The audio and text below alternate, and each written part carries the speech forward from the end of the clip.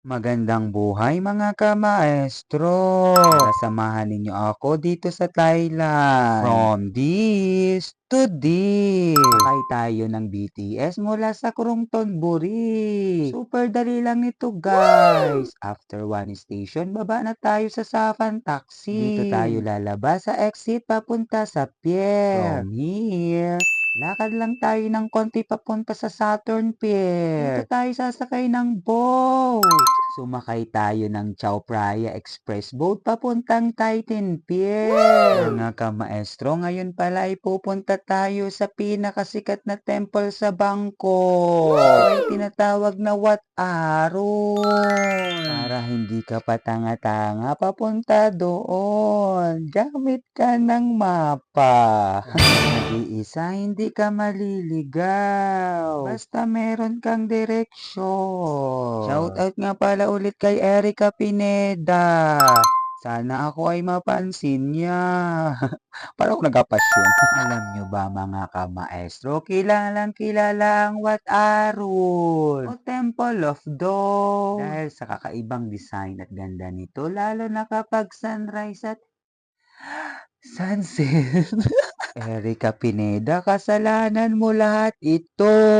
Ako ay nababaliw na. Tara mga kamaestro at pag-usapan natin ang kasaysayan nito.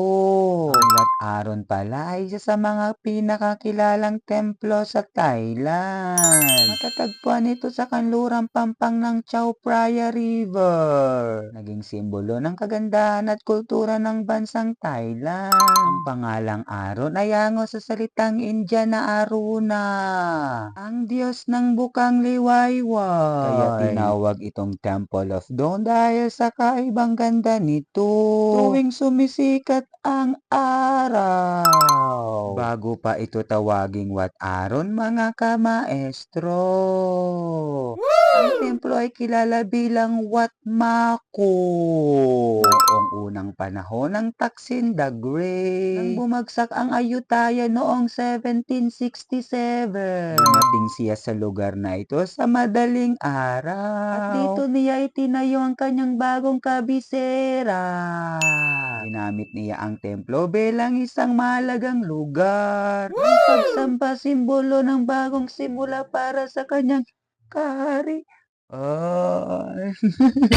Kasalukuyan, ang Wat Arun ay isa sa pinakapinupuntahang tourist spot sa Bangkok. Kilala ito hindi lang sa umaga, kundi pati na rin sa gabi. Kapag ito ay nailawan, nagiging isang tunay na obra ng liwanag at kasaysayan. Ang Wat Arun ay hindi lamang isang templo, kundi isang simbolo ng muling pagbangon, pananampalataya at sining ng Thailand. Mula sa simpleng pinagmulan nito bilang Wat Maku.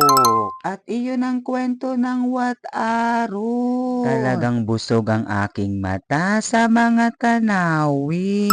Dahil sobrang ganda talaga dito. Tara at puntahan naman natin yung kabilang templo. Mga kamaestro, kakain muna tayo. Dahil may pupuntahan pa tayong isang templo. Nakatabi rin ng Wat Arun. Itong susunod na templo ay tinatawag nating Wat Po. 300 nga pala ang ticket dito. Hindi ko alam kung nag-enjoy kayo sa vlog na ito. Dahil sa aking boses, wala akong pakialam kung naiinis kayo. Ang mahalaga ay nag-enjoy ako. Tinignan nga pala natin ang mapa dito sa templo para hindi tayo maligaw ng landas. Kahit super init, go na go pa rin tayo. Dahil ang ganda talaga ng Wat Po Temple na ito. Tingnan natin ano ang kasaysayan. Tara pakinggan ninyo ako. Ang Wat Po pala mga kamaestro ay kilala bilang Temple of the Reclining Buddha.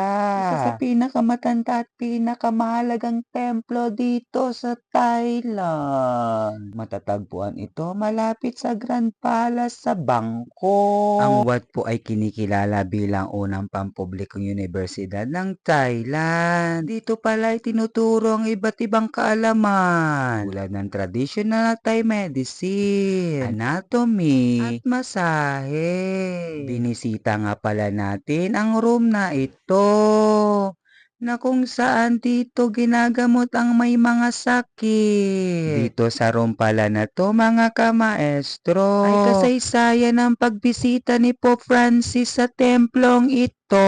Kasama ang mga leader ng Thailand. Ang nakahigang posisyon ni Buddha ay hindi pagtulog, kundi simbolo ng pagpasok sa nirvana, ang estado ng ganap ng kapayapaan, at kalayaan mula sa pagdurusa, at muling pagsilang. Ang haba pala nito mga kamestro ay higit kumulang na 46 metro, at may taas naman na 15 metro.